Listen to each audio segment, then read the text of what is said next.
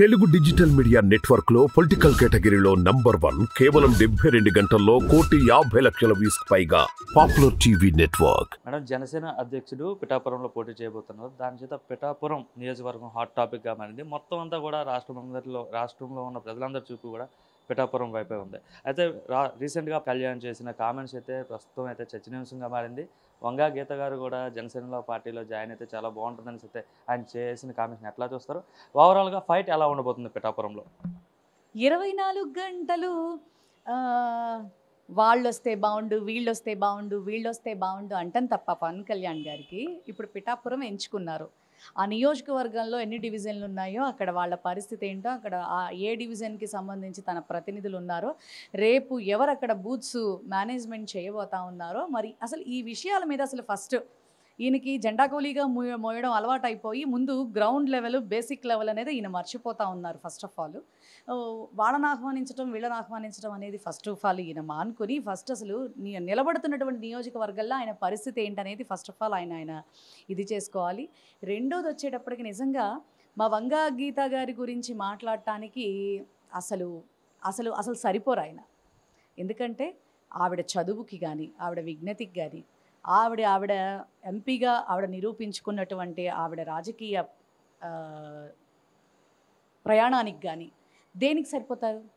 అంటే ఆమె ప్రజారాజ్యం ద్వారానే ఆమె కూడా బయటకు వచ్చారని ఆయన చేసిన కామెంట్ ఎట్లా చూస్తారు?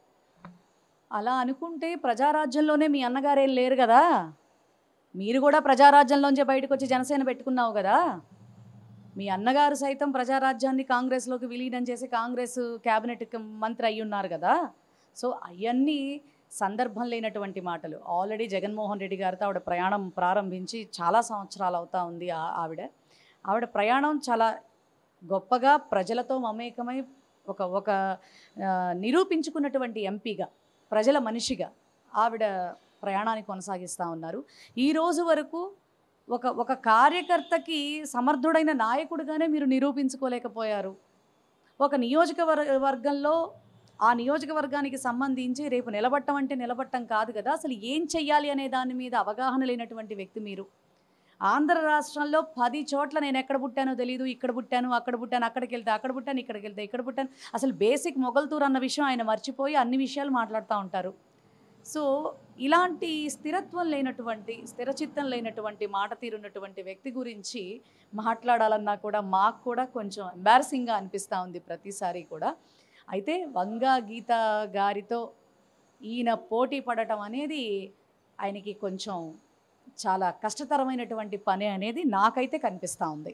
పవన్ కళ్యాణ్ గెలుపు ఆల్రెడీ ఫిక్స్ అయిపోయింది. ఇంకా మెజార్టీ ఎంత వస్తుందనేసి లెక్కలు వేసుకోవాలనేసి అయితే చాలామంది జనసేన పార్టీ వాళ్ళు కావచ్చు, టీడీపీ వాళ్ళు చెప్తున్న పరిస్థితి. ఎందుకంటే కాపు ఓటర్లు చాలా అత్యధికంగా ఉన్నారు కాబట్టి పవన్ కళ్యాణ్కి అక్కడ విన్నింగ్ అనేది కేక్ వాక్ అంటున్నారు. మీరు మాత్రమే కాపా ఏంటి?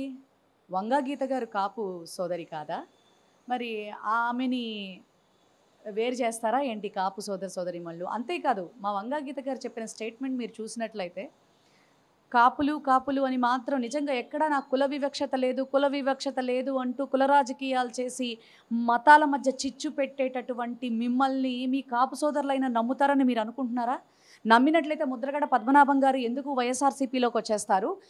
అలాగే హరిరామజోగయ్య గారి కుమారుడు సూర్యప్రకాష్ గారు ఎందుకు వైఎస్ఆర్సీపీలోకి వచ్చేస్తారు? నీ మీద నమ్మకం లేక, కాపు కులానికి నువ్వు చేస్తున్న అన్యాయాన్ని వాళ్ళు భరించలేక జగన్మోహన్ రెడ్డి గారి మీద వారికి ఉన్నటువంటి నమ్మకానికి వారు జగన్మోహన్ రెడ్డి గారి వైపుకి రావడం జరిగింది. ఫస్ట్ ఆఫ్ ఆల్ అది గుర్తుపెట్టుకోండి. అసలు ఫస్ట్ కాపులు ఇంకోళ్ళు మా వంగా గీత గారు ఎక్సలెంట్ మాట చెప్పారు. ఒక్క కాపులు అని మాత్రమే నువ్వు మాట్లాడుతున్నావు. నా కాపు సోదరీమణులతో పాటు నాకు నా జగన్మోహన్ రెడ్డి గారు చేసినటువంటి 5 సంవత్సరాల ప్రజాసేవకి, మా ద్వారా చేయించినటువంటి సేవకి, గుమ్మల్లో ఆయన అందించినటువంటి సంక్షేమానికి, అభివృద్ధికి మిగిలిన కులాలన్నీ కూడా నన్ను ఎత్తి పట్టుకుంటాయని చెప్పారు ఆవిడ. నన్ను సింహాసనం ఎక్కిస్తాయని చెప్పారు. మరి మిగిలిన కులాలు మీకు అవసరం లేదా? ఒక నాయకుడు అయి ఉండి మీరు మాట్లాడవలసినటువంటి మాట తీరు ఇదేనా?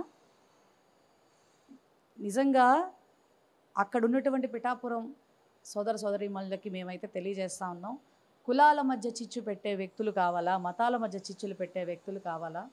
ప్రజాసేవే పరమావధిగా నడుస్తున్నటువంటి జగన్మోహన్ రెడ్డి గారు, ఆ జగన్మోహన్ రెడ్డి గారు బలపరిచినటువంటి వ్యక్తి వంగా గీత గారు కావాలా అనేది అక్కడ ప్రజలు ఒక్కసారి విశ్లేషించుకుని ఉన్నతమైనటువంటి విజయాన్ని ఇవ్వాలని చెప్పని మనస్ఫూర్తిగా కోరుకుంటున్నాను.